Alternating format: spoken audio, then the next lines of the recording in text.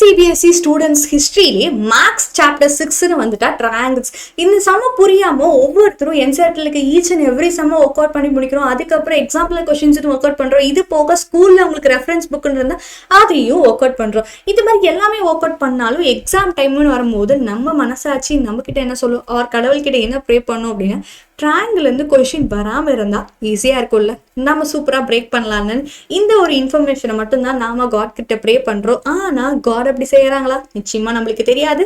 So இந்த board நம்மளுக்கு எப்படி இருக்க போகுதுன்னு தெரியாது. இது எல்லாத்தையும் ஒர்க் அவுட் பண்ணி முடிச்சுட்டு ஒரு மனுஷன் கடைசியாக போகிறது என்னமோ ப்ரீவியஸ் இயர் கொஷின்ஸ் தான். ஸோ ப்ரீவியஸ் இயர் கொஷின்ஸ்னு வரும்போது எல்லாரும் பண்ணுற மிஸ்டேக் என்னன்னா லாஸ்ட் 5 years மட்டும் நம்ம செக் பண்ணுறோம், 2024 2018 வரைக்கும். ஆனால் நாங்கள் என்ன பண்ணிட்டோம் அப்படின்னா இந்த 5 years ஸ்கிப் பண்ணிட்டு முன்னாடி இருக்கிற வருஷம் போர்டு எக்ஸாம்ஸ் எல்லாத்தையும் பார்த்தப்போ ஒரு ஷாக்கிங்காக, அது சொல்ல போனால் ஒரு ரெக்கார்ட் பிரேக்கிங்கான நியூஸே நம்மளுக்கே கிடைச்சிது. ஸோ இந்த நியூஸ் பற்றி தான் இந்த வீடியோவில் ஃபுல்லாக நம்ம பார்க்க போகிறோம். அண்ட் திஸ் இஸ் ஸ்ருதி. இந்த மாதிரி நியூஸ் அப்டேட்ஸ் அண்ட் உங்களோட சாப்டர்ஸை எப்படிலாம் படிக்கலாம், இது போக தமிழ் இங்கிலீஷ்னு எல்லா சப்ஜெக்ட்ஸ் பற்றின ஷார்ட்ஸ் இதெல்லாமே உங்களை வந்து ரீச் பண்ணோம் அப்படின்னா CBSE 100 லேர்னிங் CBSE சேனலை சப்ஸ்கிரைப் பண்ணிக்கோங்க அண்ட் ஒரு லைக்கும் போட்டுருங்க. இந்த இன்ஃபர்மேஷனை வச்சு நம்மளுக்கு ஒரு போர்டு எக்ஸாமாக இருந்தாங்கன்னா 2 போர்டு எக்ஸாம் இருந்தாங்க சூப்பராக தட்டி தூக்கிடலாம். ஸோ இனிமேல் எல்லாரும் கமெண்ட் பண்ணி காத்து எப்பவுமே நம்ம பக்கம் தான் வீசும். எஸ், ஸோ அது போக ஒரு சப்ஸ்கிரிப்ஷன் அண்ட் லைக் பட்டனும் போட்டுருங்க. இதில் என்ன நாங்கள் சொல்ல வர அப்டேட் அப்படின்னு கேட்டிங்கன்னா, நாம் BPT தியரம், அதாவது basic proportionality theorem based and application sums இது வரைக்கும் 2 mark 3 mark 5 mark 1 markனு எங்கேயுமே மிஸ் ஆகாமல் வந்திருக்கு.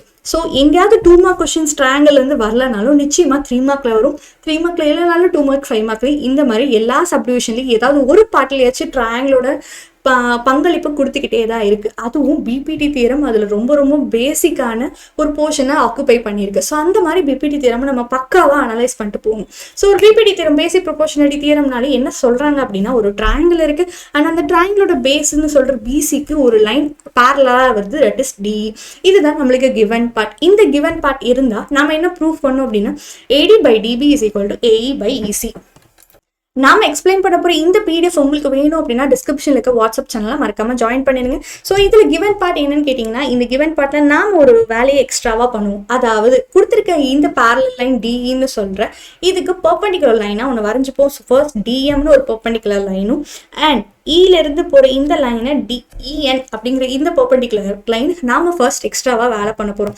அண்ட் இந்த BPT தியரம் மொத்தமுமே ஏரியா ஆஃப் ட்ரையாங்கிள் பேஸ்டுன்னு சொன்னால் நம்புவீங்களா? ஏன்னா ஏரியா ஆஃப் ட்ரையாங்கிள் எல்லாத்துக்குமே தெரிஞ்சாலும் இந்த ஒரு தியரம் எல்லாத்துக்கும் கஷ்டமாக இருக்குது. பிகாஸ் ஏரியா ஆஃப் ட்ரையாங்கிளை நம்ம ப்ராப்பராக புரிஞ்சுக்காதனால தான்.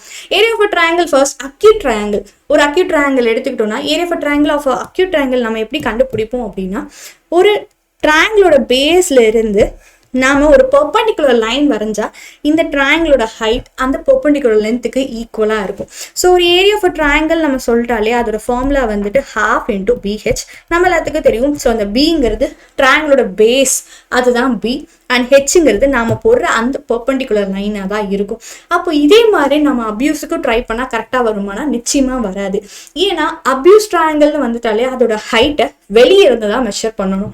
ஃபார் எக்ஸாம்பிள் சொன்னால் இப்போ இங்கே இருக்கிறது ஒரு அப்யூஸ் ட்ரையாங்கிள் அண்ட் இந்த அப்யூஸ் ட்ரையாங்கிளோட ஹைட்டை நம்ம வெளியே ஒரு பெர்பெண்டிகுலர் லைன் போட்டு தான் மெஷர் பண்ணுறோம். அண்ட் இது வந்து பேஸ். ஸோ இந்த இடத்துல area of triangle same formula, ஆனால் ஹைட்டை நம்ம மெஷர் பண்ணுற வேல்யூ வேறு மாதிரி பண்ணுவோம். So it is 1/2 × BH. அதுக்கப்புறம் இப்போ தான் நம்ம ப்ரூஃப்குள்ளே வரும். ஸோ ஃபர்ஸ்ட் ட்ரையாங்கிள் ADE, நம்ம ஃபர்ஸ்ட் ட்ரையாங்கிளாக என்ன எடுக்க போகிறோம்னா ADE எடுத்துக்க போகிறோம். இதில் நம்ம AEயை பேஸாக வச்சு அண்ட் ஹைட்டை நான் எப்படி எடுத்துக்கிறேன்னா DLந்து Mக்கு போட்டு இந்த பெர்பெண்டிகுலர் லைன் தான் இதோட ஹைட் அப்படின்னு நம்ம மெஷர் பண்ணோம் அப்படின்னா இதோட ஏரியா யாருக்கு ஈக்குவலாக இருக்கும்? 1/2. நம்மளோட பேஸ் தெரியும், it is AE. So AE × DM. இதுதான் ஃபர்ஸ்ட் ட்ரையாங்கிளோட ஏரியா. ஆனால் இதே ட்ரையாங்கிளுக்கு நம்ம வேறு விதமாகவும் ஏரியாவை மெஷர் பண்ணலாம்.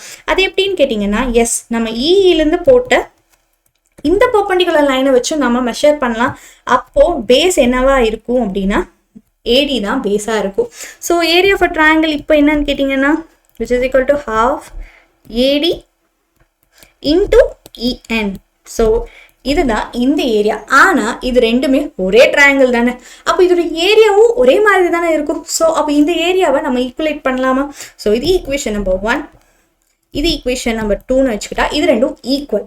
So 1/2 AE × DM which is equal to half dA into en வரும். ஸோ half கேன்சல் ஆச்சு அப்படின்னா நம்மளுக்கு AE by AD is equal to en by dm அப்படிங்கிற இந்த ரேஷியோ கிடைக்கும். ஸோ இதே மாதிரி கீழே இன்னொரு ட்ரையாங்கிள் நம்மளே கண்டுபிடிக்க போகிறோம். ஸோ ஃபர்ஸ்ட் ட்ரையாங்கிள் என்னன்னு கேட்டிக்கிட்டிங்கன்னா DEB in triangle BDE.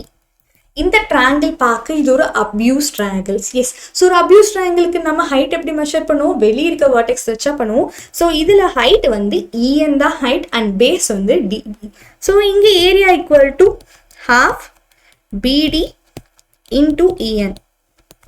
S, அதுக்கப்புறம் இதே ட்ரையாங்கிள் நம்ம ஃபாலோ பண்ணுறோம். ஸோ இது D, இது E அண்ட் இது C. இப்போ இதோட ஹைட்டை வந்து நம்ம எப்படி மெஷர் பண்ணுவோம் அப்படின்னா டிங்கிற அந்த பர்பண்டிகுலர் லைன் வச்சு தான் மெஷர் பண்ணுவோம். ஸோ இங்கே area is equal to half EC into DM. Yes, இப்போ இந்த ரெண்டு ட்ரையாங்கிளும் ஈக்குவல்னு நம்ம சொல்கிறோம். ஏன்னு கேட்டிங்கன்னா இந்த ரெண்டு ட்ரையாங்கிளும் ஒரே பேரலல் லைன்னு சொல்கிற DE அண்ட் BCக்கு நடுவில் தான் இந்த ட்ரையாங்கிள் ப்ளஸ் இந்த ட்ரையாங்கிள் ஃபார்ம் ஆகுது. ஸோ அந்த ட்ரையாங்கிளோட ஏரியா நிச்சயமாக ஈக்குவலாக தான் இருக்கும். ஸோ half BD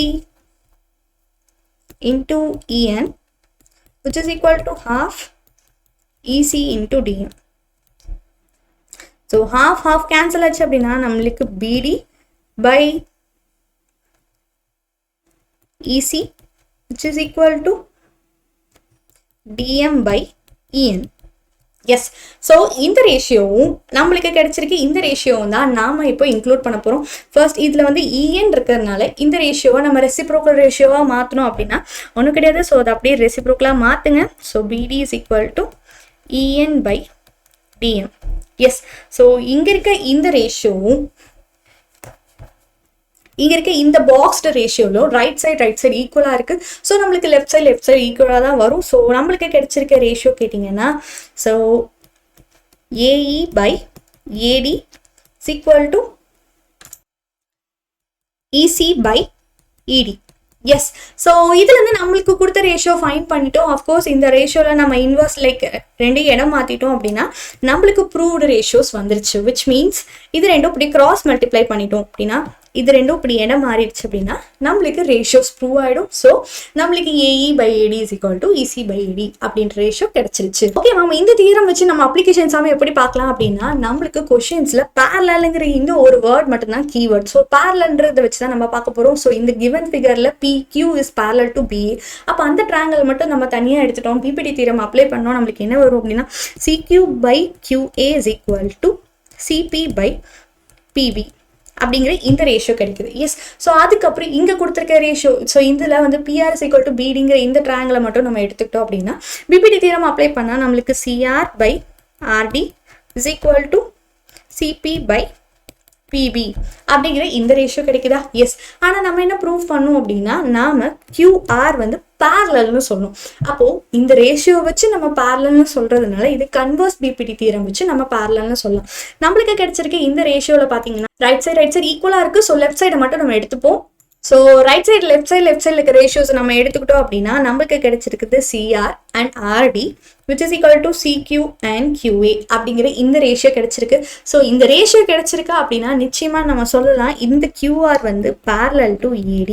ஸோ இந்த மாதிரி தான் PPT பிளேஸ்டு சம்ஸ் இருக்க போது. ஸோ உங்களுக்கு ஏதாவது டவுட்ஸ் இருக்குன்னா மறக்காமல் கமெண்ட்டில் சொல்லுங்கள். அண்ட் இந்த PDF வேணும் அப்படின்றவங்க வாட்ஸ்அப்பில் ஜாயின் பண்ணுங்கள்.